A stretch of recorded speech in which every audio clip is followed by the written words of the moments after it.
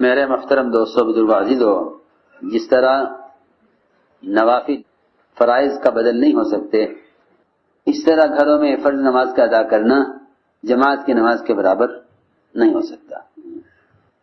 ساری رات بھی کوئی نفلیں پڑھ لے اور پھر تھک کر فرض نماز گھر میں پڑھ لے، اس کا آ کر جماعت کے ساتھ نماز پڑھنا اس کی تمام رات کی عبادت سے بدرجہ افضل ہے۔ فرض کا درجہ تو ہے ہی نوافل سے اونچا، لیکن جماعت سے نماز کا پڑھنا یہ ساری رات کی نوافل سے زیادہ افضل ہے۔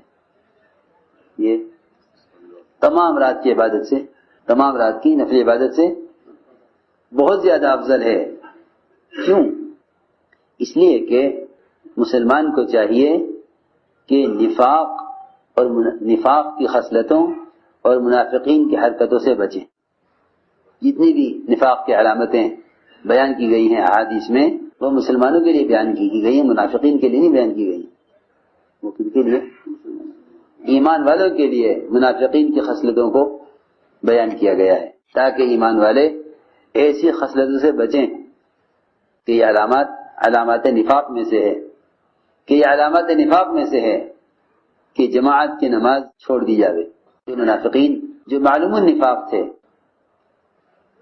عام منافق کا مجال تو جماعت کی نماز چھوڑنے کی نہیں تھی، لیکن جو معلوم النفاق تھے وہ فجر اور عشاء کی نماز میں مسجد میں نہیں آتی۔ فجر اور عشاء یہ دو نمازیں، اسی لیے فرمایا من صلی البردین دخل الجنہ، من صلی البردین دخل الجنہ۔ جو تمام نمازوں کے ساتھ ان دو نمازوں کا خاص اہتمام کر لے، فجر اور عشاء یا فجر اور عصر، کیونکہ فجر نیند کی وجہ سے اور عصر تاجر کی انتہائی مشغولی کے وقت کی وجہ سے، اسی لیے فرمایا حافظ علی الصلوات والصلاۃ الوسطی، کہ ساری نمازوں کا اہتمام کرو لیکن عصر کی نماز کا خاص طور پر اہتمام کرو۔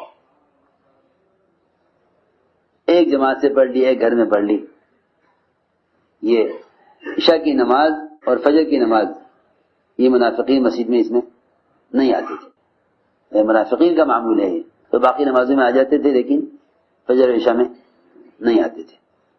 اب مسلمان بھی سوچنے لگا کہ کیا بات ہے، اگر فجر یہاں پڑھ لی تو وہاں پڑھ لیں گے، اور اگر مغرب یہاں پڑھ لی تو عشاء وہاں پڑھ لیں گے۔ جماعت کی نماز کی تاکید مسلمانوں کو منافقین اور مشرکین سے ممتاز رکھنے کے لیے ہے۔ یہ حکمت ہے جماعت کی نماز کی، یہ حکمت ہے جماعت کی نماز کی۔ فرماتے ہیں عبداللہ بن مسعود رضی اللہ تعالیٰ عنہ کہ جس شخص کو یہ بات خوش کرے کہ وہ اللہ تعالیٰ سے قیامت میں مسلمان ہونے کی حالت میں ملنا چاہے، جس کو یہ بات خوش کرے کہ وہ اللہ سے قیامت کے دن مسلمان ہونے کی حالت میں ملے، اس کو چاہیے کہ ان پانچوں نمازوں کا اہتمام مسجد میں کرے۔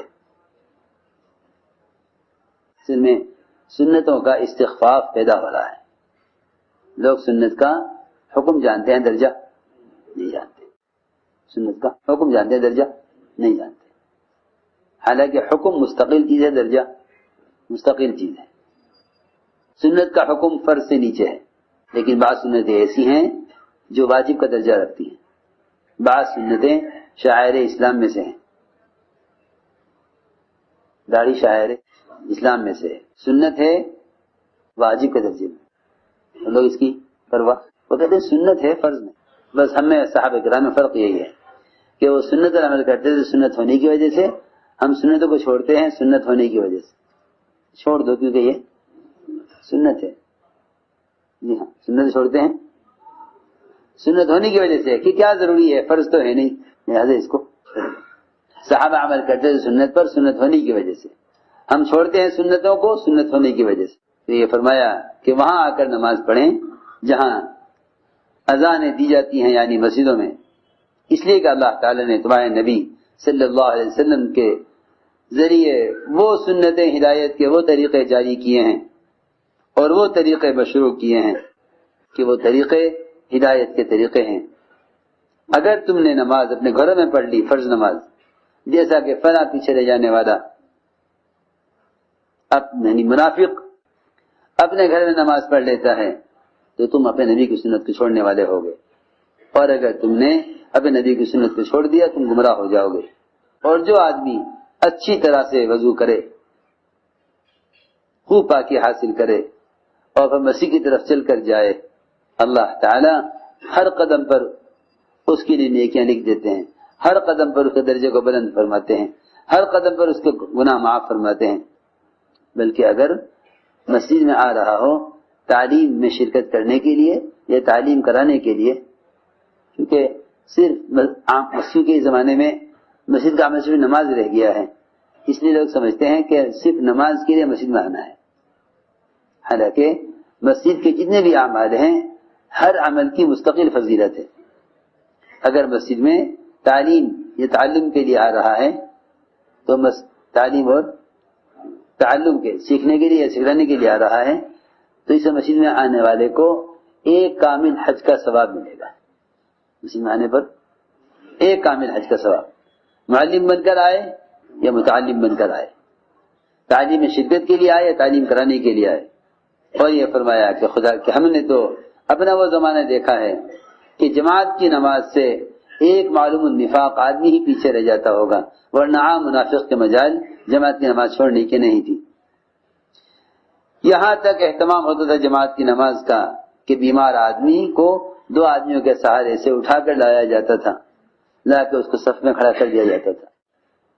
فرماتے ہیں معاذ بن جبل رضی اللہ تعالیٰ عنہ کہ جس شخص کو یہ بات خوش کرے کہ وہ اللہ تعالیٰ کے سے ملے، اس کے عذاب و غصے سے محفوظ ہو کر امن کے ساتھ اس کو چاہیے ان نمازوں کو وہاں آ کر ادا کرے جہاں اذان دی جاتی ہیں، یعنی مسجدوں میں، اس لیے کہ یہ بھی سنت کے طریقے ہیں۔ فرماتے عبداللہ بن عمر رضی اللہ عنہما کہ ہم کسی آدمی کو اگر فجر کی یا عشاء کی نماز سے غائب دیکھتے تو ہم اس کے بارے میں بدگمانی کیا کرتے تھے۔ بدگمانی کیوں؟ بدگمانی کیونکہ بدگمانی منافق کے بارے میں کی جا سکتی ہے، مومن کے بارے میں نہیں۔ اور وہ مومن کیسے ہو سکتا ہے جو جماعت کے لیے مسجد میں نہ آئے؟ ورنہ کسی مومن کے بارے میں تو بدگمانی کی تو گنجائش ہے ہی نہیں۔ تو کیوں بدگمانی کرتے تھے؟ کہ بدگمانی اس لیے کرتے تھے کہ ہمارے صحابہ فرماتے کہ ہمارے زمانے میں عشاء کی اور فجر کی نماز منافق ہی چھوڑتے تھے، مسلمان جماعت کی نماز نہیں چھوڑتے تھے۔ دو باتوں میں سے ایک بات کا خیال آتا تھا کہ یا تو فلاں منافق ہو گیا یا اتنا شدید سخت بیمار ہو گیا کہ مسجد نہیں آ سکتا۔ صحابہ کو بیمار کی بیماری کی عیادت کا خیال اس کے مسجد میں غیر حاضر ہونے کی وجہ سے آتا تھا۔ مسجد میں نہیں آیا اس کا مطلب یہ کہ کوئی زیادہ ہی سخت بیمار ہے چلو عیادت کے لیے۔ ابو بکر بن سلیمان بن ابی حسمہ کہتے ہیں کہ عمر رضی اللہ تعالیٰ عنہ نے سلیمان بن ابی حسمہ کو صبح کی نماز میں نہیں دیکھا۔ صبح گئے تمہارے بازار کی طرف گئے، راستے میں ان کا گھر پڑتا تھا تو سلیمان کی وہاں شفا کے پاس سے گزرے تو کہا شفا سے کہ سلیمان صبح کی نماز میں نہیں تھے؟ انہوں نے کہا کہ ہاں، وہ ساری رات نفلیں پڑھتے رہے، صبح کے قریب ان پر نیند طاری ہو گئی، نیند آ گئی۔ حضرت نے فرمایا کہ وہ صبح کی نماز جماعت سے پڑھے، یہ مجھے اس کی رات بھر قیام کرنے سے زیادہ پسند ہے۔ ایک روایت میں ہے کہ شفا نے کہا کہ مومنین ساری رات تھک گئے، وہ نماز پڑھتے پڑھتے پھر سستی آ گئی، پھر فجر کی نماز کے لیے مسجد جانے کی ہمت نہ ہوئی، پھر وہ نماز پڑھ کر سو گئے۔ حضرت نے فرمایا خدا کی قسم اگر وہ مسجد نماز کے لیے آتا تو مجھے اس کی ساری رات کی تھکا دینے والی نماز سے زیادہ پسند تھا۔ فرماتے ہیں شفا بنت عبداللہ کیا تمہارے پاس آئے، میرے پاس گھر میں دو آدمی سو رہے تھے، فرمایا یہ کیا ہوا، یہ نماز میں کیوں نہیں شریک ہوئے؟ میں نے کہا مومنین دونوں ساتھ نفلیں پڑھتے رہے پوری رات۔ شبین ہوتے ہیں نا، شبین رمضان میں عام طور سے تم دیکھو گے وہ اذان کا انتظار کرتے ہیں، بس اذان کسی طرح ہو جاوے جلدی سے، اور جلدی سے 2 رکعت نماز پڑھ کے فجر کی اور سو جائیں۔ مسجد میں جائیں گے وہاں دیر لگے گی، ہاں ساری رات عبادت کی۔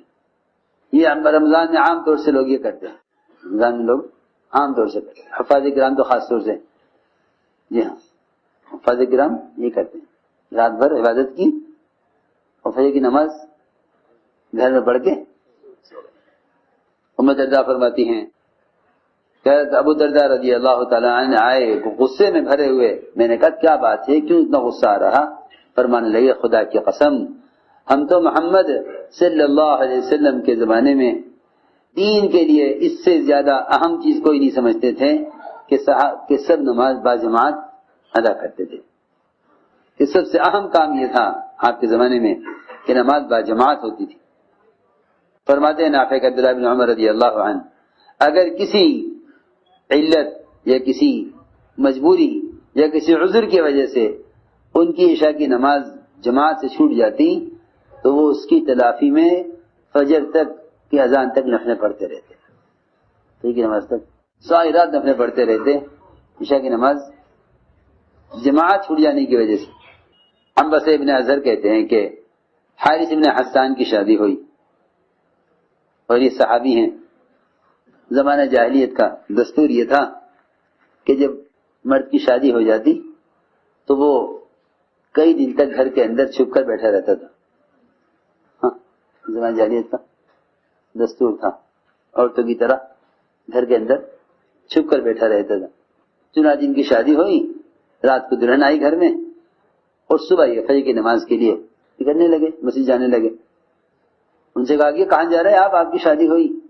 یہ تو کیا بات ہوئی شادی ہوئی تو کہ نہیں، دستور یہ ہے کہ آپ کو گھر میں رہنا ہوگا اور آپ ہی پڑھ لیجئے نماز. فرمایا خدا کی قسم وہ عورت، خدا کی قسم وہ عورت جو مجھے فجر کی نماز جماعت کے ساتھ پڑھنے سے روکے وہ دنیا کی سب سے بدترین عورت ہے، سب سے بدترین عورت ہے جو مجھے فجر کی نماز جماعت کے ساتھ پڑھنے سے روکے. اللهم صل على سيدنا مولانا محمد وعلى آل سيدنا مولانا محمد كما صليت على إبراهيم وعلى آل إبراهيم إنك حميد مجيد. ربنا ظلمنا أنفسنا وإن لم تغفر لنا وترحمنا لنكونن من الخاسرين. اللهم إنا نستغفرك ونتوب إليك، اللهم إنا نستغفرك ونتوب إليك، اللهم إنا آپ بھی حضرت مولانا سعد صاحب سے محبت کرتے ہیں تو اس ویڈیو کو لائک کریں، شیئر کریں، سبسکرائب ضرور کریں اور کمنٹ کر کے یہ بتائیں کہ آپ کے 4 مہینے یا چلہ لگا کتنے بار لگا، یہ بتائیے، ٹھیک ہے ضرور.